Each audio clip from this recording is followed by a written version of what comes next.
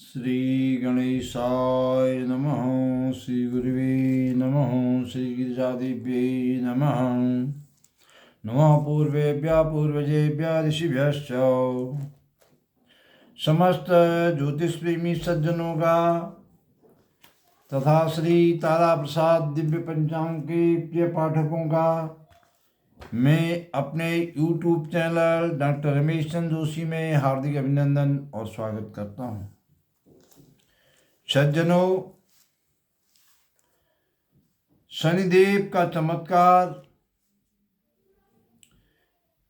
गत 9 भागों में आपने सुना और देखा कि 2024 में शनिदेव क्या करने वाले हैं। अब आज हम शनिदेव का चमत्कार भाग 10 में आपको बताने जा रहे हैं 2024 में किसकी बनेगी सरकार, क्या कहती है ग्रह स्थिति, क्या कहते हैं शनिदेव और 9 ग्रहों का योग क्या है, इसमें शनिदेव की क्या भूमिका है। जैसा कि हम शनिदेव का चमत्कार भाग 8 में भारतीय जनता पार्टी की कुंडली में बता चुके हैं कि 24 फरवरी से 7 मई 2024 तक बुध की प्रतिचंद्र दशा है और 7 मई से 7 जून तक कुंभस्थ भाग्यस्थ मित्रग्रही केतु की प्रतिचंद्र दशा है। वर्ष कुंडली में वर्षेश शनि भाजपा की प्रतिष्ठा और शक्ति को बढ़ाने वाला है। भारतीय जनता पार्टी के मुख्य नेता श्री नरेंद्र मोदी जी की कुंडली में शनि की प्रतिचंद्र दशा 26 अप्रैल से 30 जून 2024 तक है। साथ ही मोदी जी की वर्ष कुंडली में 74वें वर्ष का जो वर्षेश है वो मंगल है, जो कि मंगल जो है उनकी जन्म कुंडली का लग्नेश है, इसलिए मंगल बहुत प्रभावी है। और मोदी जी की जो जन्म कुंडली के अनुसार वर्ष कुंडली है, उस वर्ष कुंडली में मुंथा जो है धनु राशि में है, जो कि ताजी नीलकंठी के अनुसार धनु राशि की मुंथा राज्य लाभ और विजय कारक है। ये सब कुछ हम आपको शनिदेव का चमत्कार भाग 8 में बता चुके हैं। और इसी प्रकार शनिदेव का चमत्कार भाग 9 में हमने विश्लेषण किया था कांग्रेस पार्टी और उनके मुख्य नेता श्री राहुल गांधी जी की कुंडली का, और उसमें हम बता चुके हैं आपको कि कांग्रेस की कुंडली में बुध की महादशा में बुध की प्रतिचंद्र दशा दिनांक 8 सितंबर 2023 से 4 फरवरी 2026 तक है। और बुध मार्केश होने से यह कांग्रेस के प्रभाव में कमी लाने वाला ग्रह है। श्री राहुल जी की कुंडली में सप्तमेश या यूँ कहिए मार्केश जो मंगल है उसकी महादशा है, जो इनके प्रभाव को कम करने वाला है। दिनांक 12 मार्च 2024 से 11/10/2024 तक इनको नीच राशिगत चंद्रमा की अंतर्दशा है, जो कि बहुत ही प्रतिकूल है।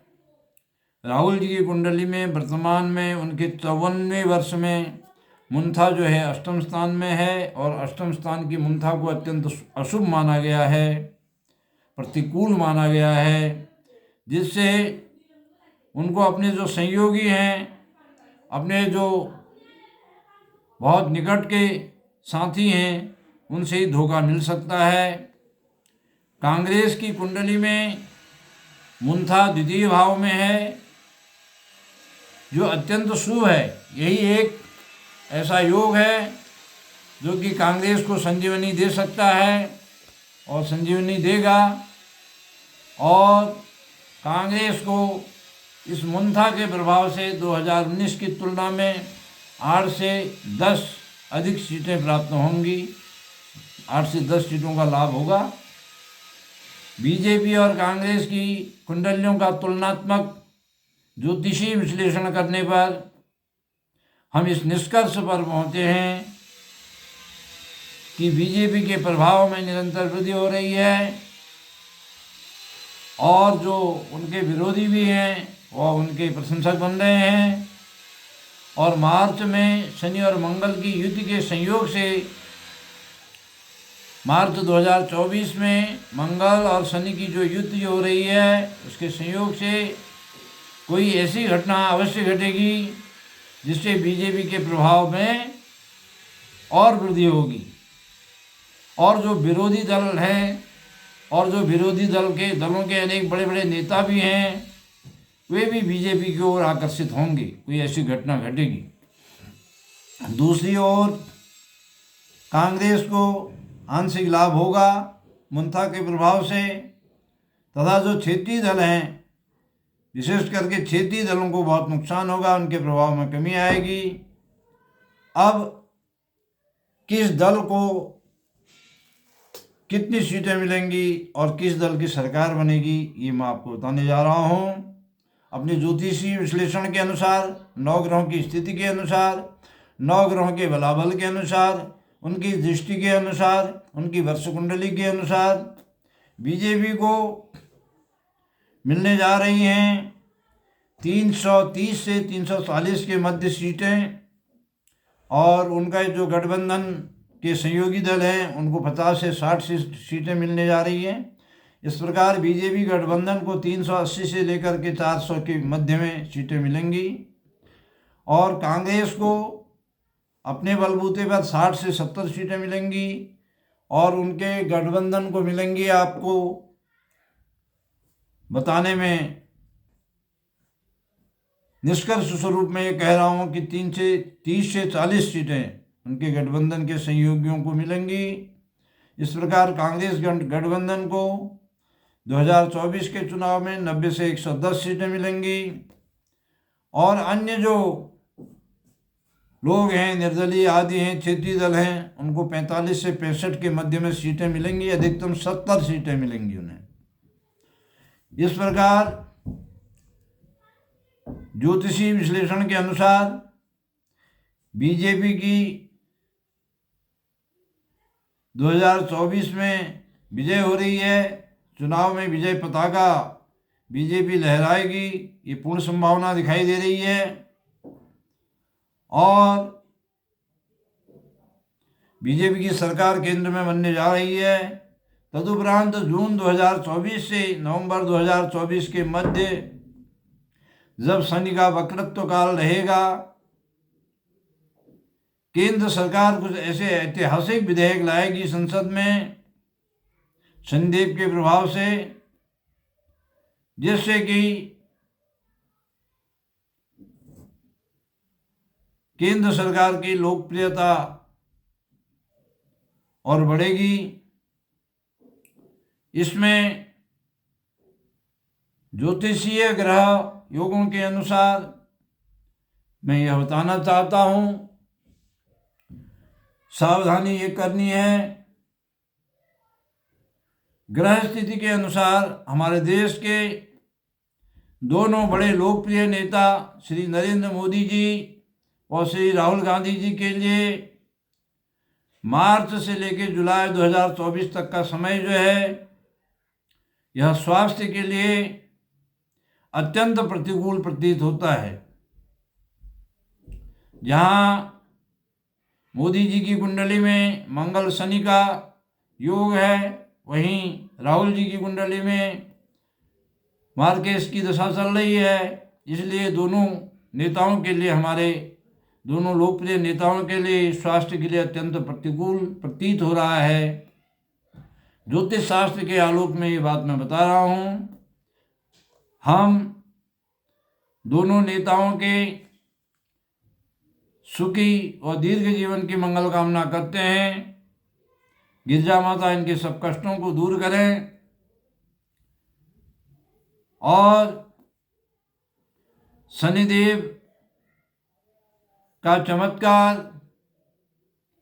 को मैंने ज्योतिषीय विश्लेषण के अनुसार 10 भागों में आपके सम्मुख प्रस्तुत किया। अब शनिदेव के चमत्कार को इन 10 भागों में यहीं पर विराम दे रहे हैं और आगे आपको अनेक ज्योतिष के नए और बहुत ही रोचक विषयों के साथ मिलेंगे। मैं समस्त श्रोताओं के दीर्घ सुखी और वैभवपूर्ण जीवन की मंगल कामना के साथ इस शनिदेव के चमत्कार 2024 को भी यहीं पर विराम देना चाहूँगा। मैं अपने श्रोताओं को बहुत विनम्रता के साथ यह अवगत कराना चाहता हूँ कि यह विश्लेषण केवल ज्योतिष शास्त्र के आलोक में संबंधित पार्टियों और राजनेताओं की उपलब्ध कुंडलियों के आधार पर किया गया है।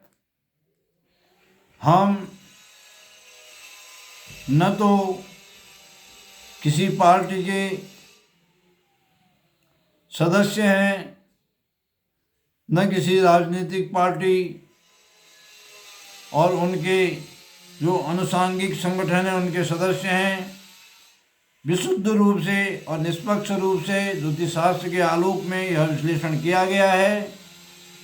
यह विश्लेषण यदि आपको अच्छा लगता है तो इसको अधिक से अधिक शेयर करें, लाइक करें, सब्सक्राइब करें, अपने इष्ट मित्रों, बंधु बांधवों, ज्योतिष प्रेमियों को इसे प्रेषित करें। इन्हीं शब्दों के साथ अपनी वाणी को विराम देते हुए श्री गिरिजा माता की पदनख ज्योति का स्मरण करते हुए मैं अपनी वाणी को यहीं पर विराम देता हूँ। हरि ओम तत्सत। श्रीमन नारायण नारायण नारायण।